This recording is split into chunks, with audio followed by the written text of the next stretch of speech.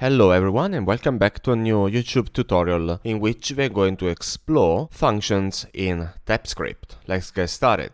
Here I'm writing a new function that takes an input number and returns nothing, and simply is going to console log this number that I inputted in my function. The syntax for this one is to say input, and then we specify the input type, and then colon after the parenthesis void, and this is how we say that the function returns nothing in TypeScript, so with the void statement. Let's see if instead what we have is a callback, which sometimes can happen in JavaScript, and it returns again nothing. We can just say the signature with the open, close brackets, and then void, and then we simply call the callback, which doesn't actually have to do anything, because it's simply a void function that takes no parameters. If in the parentheses we're going to put an input number like above, we will have a different effect. Let's look now at another type, where it takes a number and then actually returns something. For example, in this case, it sums 1. So now return type is going to be of type number. So what's going to happen? It's going to happen that I do a sum 1 and then return I plus 1. And TypeScript is going to infer that this is actually returning a number, given a number.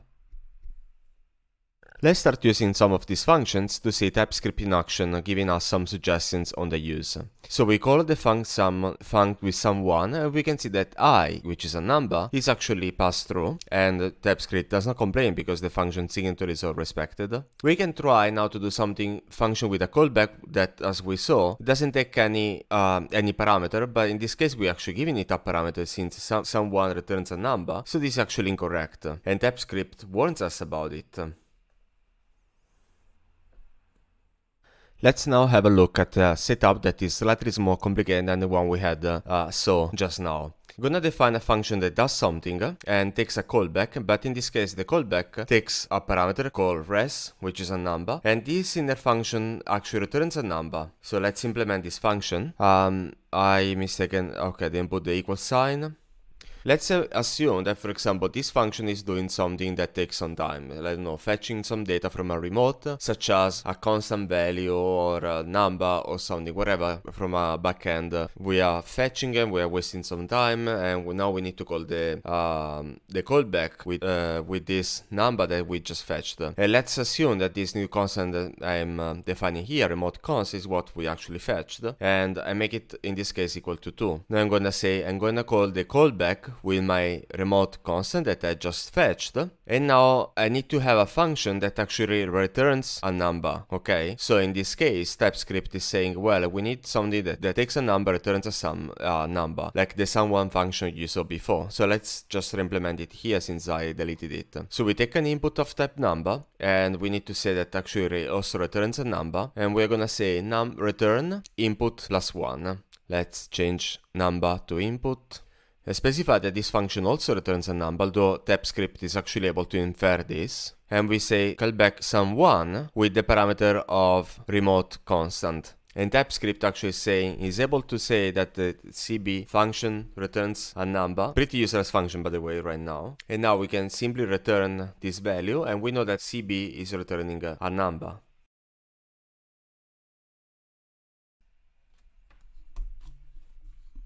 Let's move on to the next set of examples. We're gonna see now generic functions. What does it mean, a generic function? It means a function that can return a value of any kind. Now, let's say we have a function that returns the head of an array, which means the first element of the array. And in this case, I'm specifying I have an array of any kind, which is what we already saw. However, the type inference in this case is of a generic type any, which doesn't actually help us, and defeats a little bit the purpose of using TypeScript, because we know we are passing through an array, which can be of a type string, type number, or whatever. However, and we return the first type. We could specify to be a string, we could specify to be a number, but we want this function to be generic. So how do we do that? We do this by specifying a type t, and we return a type t from the function.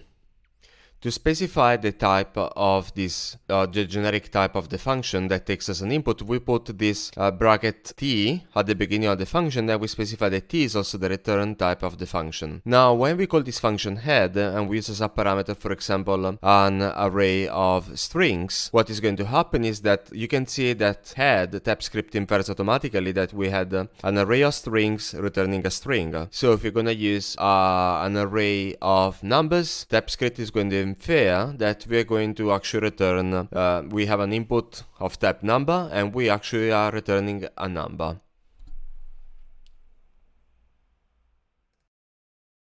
I want to specify something that made me confused about TypeScript at the beginning, which is the fact that the type t that I'm using here, it can be any name you like. It's short for t, short for type, but you can use type, you can use any name you like. And TypeScript is simply going to treat it as a generic type. Of course, you cannot use a type number because that will be simply a type number. But you can use t, you can use another common one is r as a result. So you can actually have different parameters in here. However, I'm going to show you those more complicated types with input and return type in a future video in which I'm going to show you more advanced types in TypeScript. So if you like the idea, maybe consider subscribing to the channel and leaving a thumb up to the video. So let's keep going. Let's see what happens when we want to use a certain type that has a certain parameter that we want to use in our function. The easiest example is to have a generic type t that this type needs to have a length property. So this can be applied to a string, to an object, or to an array. So we're going to return, this example is actually available in the TypeScript documentation, and I think it's the most effective one. We're going to return, depending on the length of A, if it's same or bigger than B, than the length of B, then we're going to return A, otherwise we return B. And this is going to be achieved because TypeScript with the extends keyword says, give me this type, and now does this type has a length property? If so, then this function will work and we return something of this type t. So let's say I have a string ABCD and st2 BD BD E B F G, and now we do longest st2, and TypeScript is not complaining because both have a parameter that is length. We can give an object with a length. It doesn't have to be an array. It can be an object shaped in that way, so it has a length. So you can actually make a function that takes objects made in a certain way. So we give longest x y, and that is going to return, in this case we'll return the x value. However, let's say we are going to input numbers. Because a number doesn't have a length property, TypeScript is actually complaining, saying the argument of the number is not assignable to type